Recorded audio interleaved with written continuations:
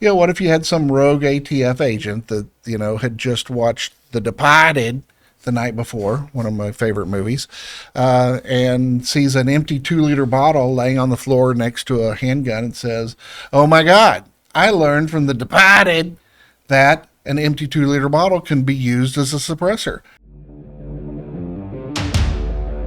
We are the armed attorneys. Today we're talking about a big case out of the Fifth Circuit Court of Appeals that relates to what accessories are within the kind of bounds or the ambit of the Second Amendment. We have some guidance on this, and I don't have favorable news to report. But before we begin, show your support for the Second Amendment by hitting that like button. And today's video is sponsored by Aura. Have you ever received the pop-up notification to update your phone and hit the ignore button? Yeah, that might not have been a good idea. One reason we all receive so many spam calls and texts is that data breaches are happening more and more often.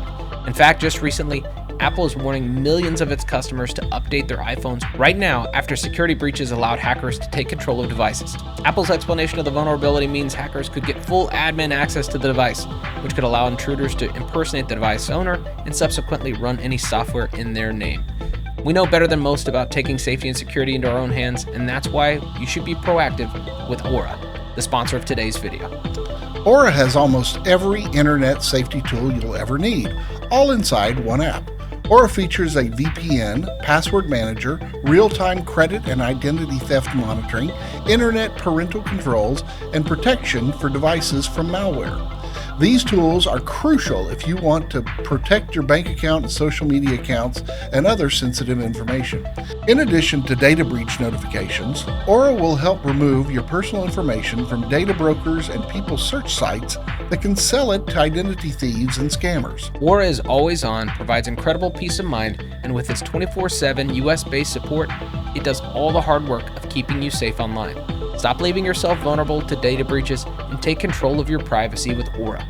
Go to our sponsor, aura.com/armedattorneys to get a 14-day free trial and see if any of your data has been exposed. So the case we're talking about today, we'll splash it up on screen, is United States v. Peterson. This is out of the Fifth Circuit. Case number is 24-30043. Now, this was an FFL out of the state of Louisiana, and, there's kind of a lot going on here. All right, so we have Mr. Peterson selling guns in a location where he said he wasn't gonna. I wouldn't say that that's a huge issue. Maybe it violates your federal firearms license.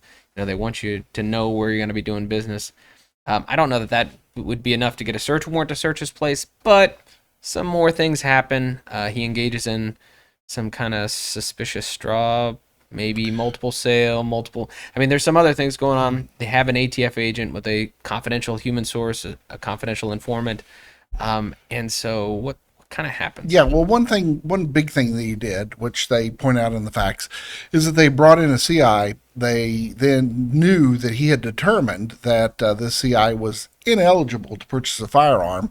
And then the Confederate that the CI had was an undercover ATF agent, where they actually play out what the ATF assumes happens behind closed doors, where the guy goes, "Well, I can't buy the gun, but you can. Here's my money. Please purchase this gun from me." Yeah. And the dealer allows the undercover ATF agent to go ahead and purchase the gun. So you have this, all right, multiple sale not being reported, him selling in a place maybe he shouldn't be selling these things, straw purchases. They go and get themselves a search warrant. They hit the house and find a homemade suppressor, and that's kind of the basis of the litigation, and where we start, I guess, reaching towards the question, hey, are suppressors covered by the Second Amendment? Right, because they had no idea that he had a suppressor, because he did not purchase a suppressor from a dealer. He did not purchase it from a manufacturer. He wasn't an SOT.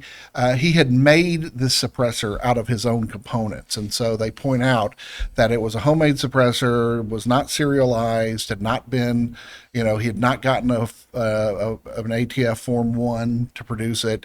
And so that's the one thing they really focused on, which was actually one of the complaints under the Fourth Amendment, because the search warrant they used, they were supposed to only be looking for things that would relate to his violation as of an FFL, not a violation of him being a person who was in possession of a prohibited weapon. And so, all right, the issue before the court then, he raises this, hey, I want you to dismiss my case, one, hey, because suppressors covered by the Second Amendment. The statute's unconstitutional. We'll talk about that. And then this Fourth Amendment search violation, he was asking that for the evidence to be suppressed, for the suppressor to be excluded from evidence, then you can't convict me of this stuff. So Fourth Amendment stuff, we'll kind of set that aside for a little while, and we'll talk about this. Hey, are suppressors covered by the Second Amendment? Well, we have most circuit courts saying no, and now we have the Fifth Circuit joining them.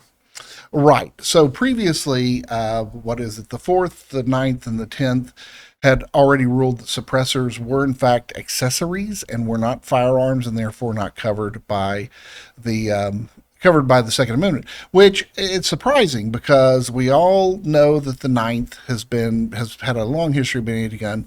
The 4th, kind of new to the party, wanting to be the 9th on the East Coast, they have notoriously been anti-Second Amendment as well. 10th kind of goes here and there, but the 5th.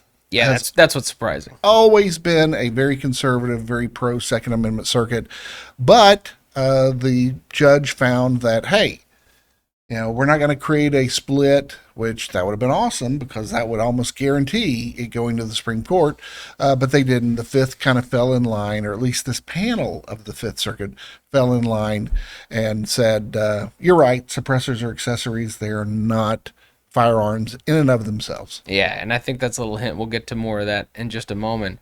But here's where I think this case is really important if we don't take anything else from it. Figuring out, hey, where's the line on this as far as is the Second Amendment implicated?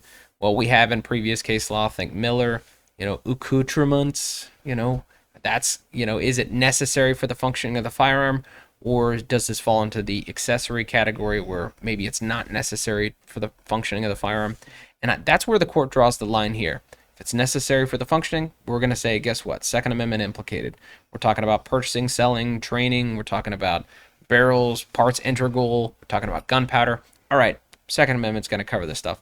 If it's not necessary for the functioning of the firearm, that's where the line is, according to the court here. Which, yes, and which actually gives me hope that whenever this issue is going to be addressed with magazines, because it will, then obviously a magazine is an essential component to a semi-automatic firearm.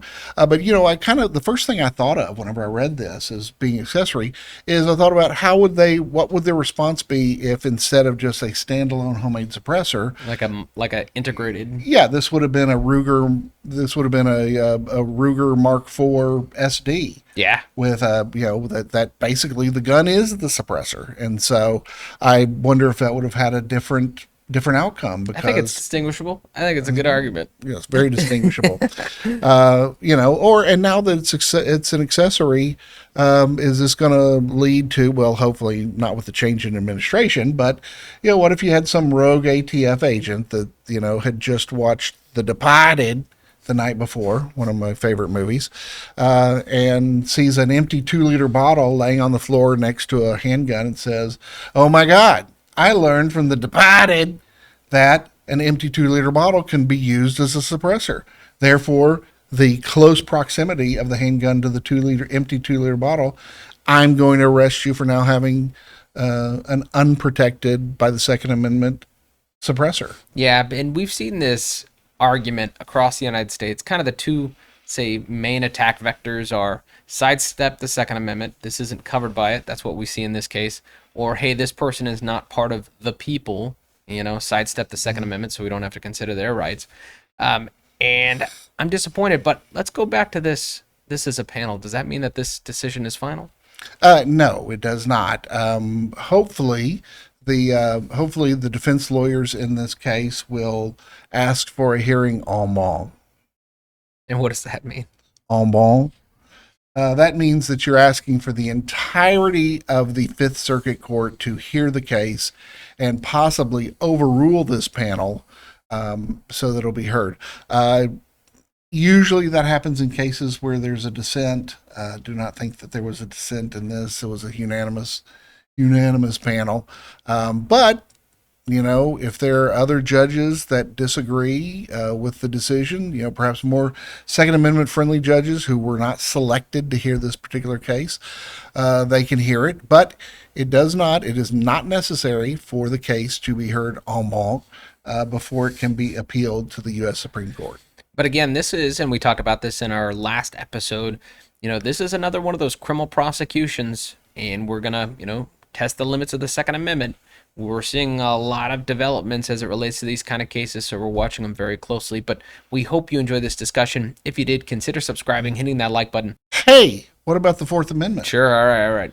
Well, this case is very interesting in particular because, like I said earlier, they did not say in their affidavit, we are looking for homemade unregistered suppressors. They said we're looking for evidence that he violates the rules of being an FFL.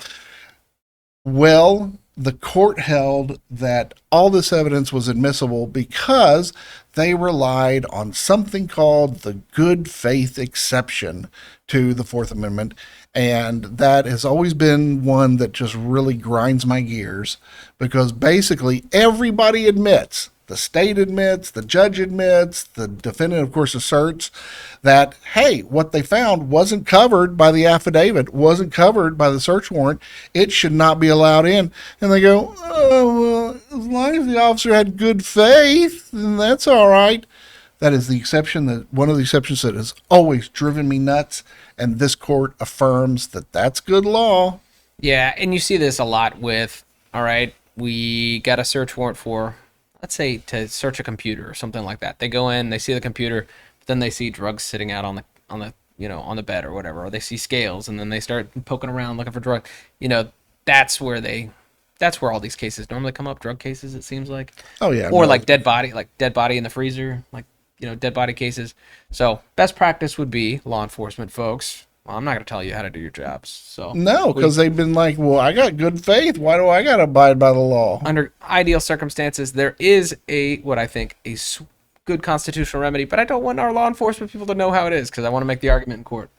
Yeah, so we hope you enjoyed this discussion. If you did, consider subscribing, hitting that like button, and help us fight the anti-2A algorithm by sharing this video. And don't forget to question and comment down below. Until next time, we're the Armed Attorneys.